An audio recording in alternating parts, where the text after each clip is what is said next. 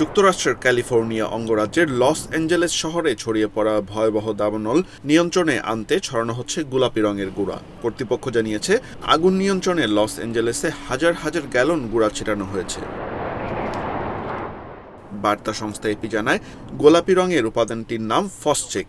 Perimeter নামের একটি company এটা বিক্রি করে। আগুন নিয়ন্ত্রণে ১৯৬৩ সাল থেকে যুক্তরাষ্ট্রে ফসচেকের ব্যবহার হয়ে আসছে। ফসচেক মূলত আগুনের চারপাশে স্প্রে করা হয়, যাতে এটি আগুনের গতিপ্রবাহ বন্ধ করতে পারে। এর উপাদানগুলোর মধ্যে রয়েছে ৮০% পানি, ১৪% সার জাতীয় লবণ এবং ৬% রঙিন ও ক্ষয় প্রতিরোধী উপাদান। এটি জ্বালানির তাপমাত্রা হ্রাস করে এবং অক্সিজেন সরবরাহ কমিয়ে দেয়। পেরিমিটার কোম্পানির পরামর্শ দিয়েছে, ফসচেক যত দ্রুত সম্ভব পরিষ্কার করা উচিত।